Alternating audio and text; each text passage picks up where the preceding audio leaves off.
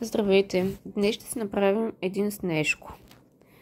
Сега ще си вземем светло кафяв гел лак, с който ще си направим очертанията. Започваме от главичката.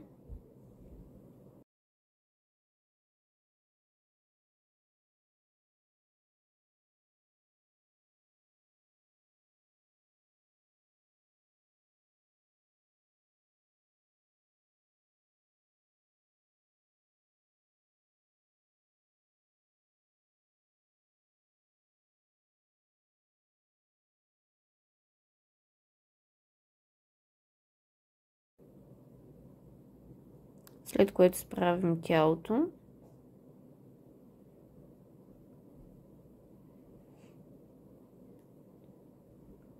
Изравняваме си добре гел лака и си оформяме хубаво телцето на снежния човек.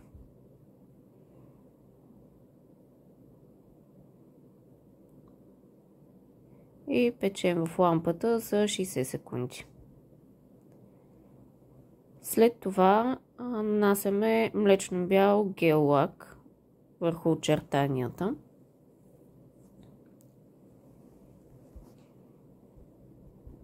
Отново изравняваме гел лака и изпичаме за 60 секунди.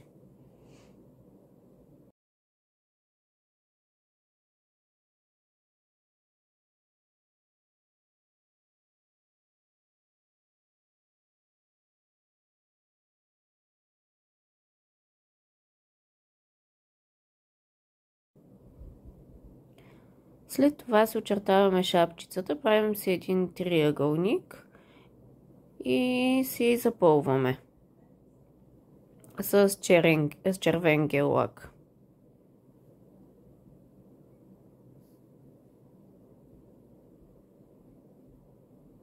За да ви изпъкне червеното, вие може да се нанесете, ако искате, отдолу като основа бял гел лак. Сега си правим шалчето.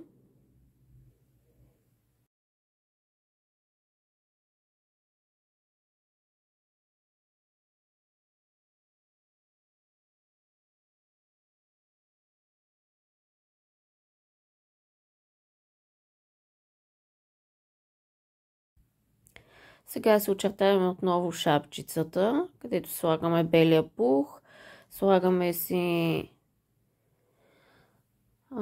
и по една бяла точица на шапчицата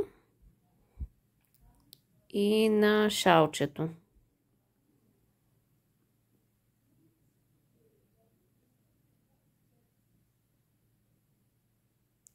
Печем в лампата.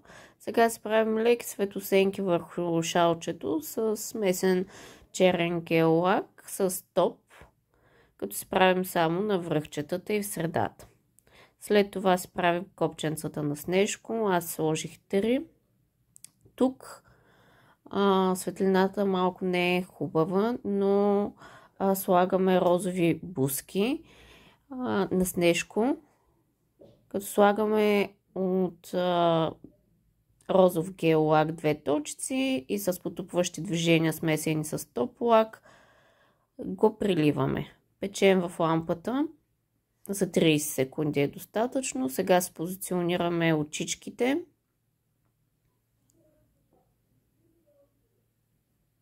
Готово. И сега устата. Като устата я правя с точици. Но вие можете да си направите и усмивка просто. Изпичаме. Аз моята я дръпнах малко надолу. И така изпеках. Сега справим нослето, една точица и издърпваме. Сега се очертаваме отново с бяла гел боичка шапчицата.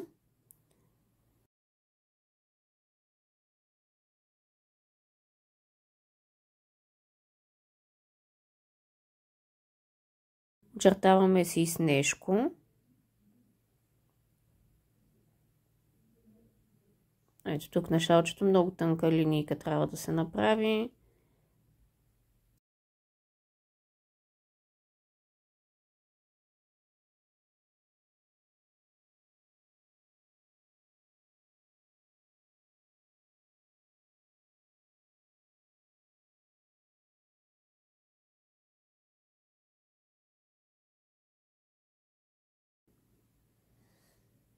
Очертаваме си и шалчето.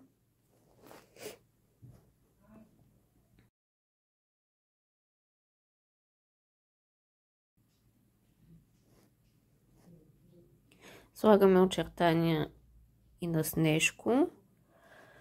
Тук това, което мога да ви кажа, ако искате, след като си направите тези очертания, вие може да го направите, да го запечатате с топ мат и след това да си направите снежинките и украсенията около снежко и да посипете с акрилна пудра. Аз лично ги рисувам в момента тези неща и запечатвам с лъскав топ.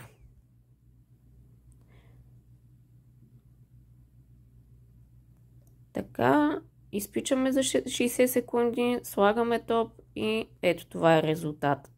За още видеа може да ме последвате в канала, като се абонирате за него.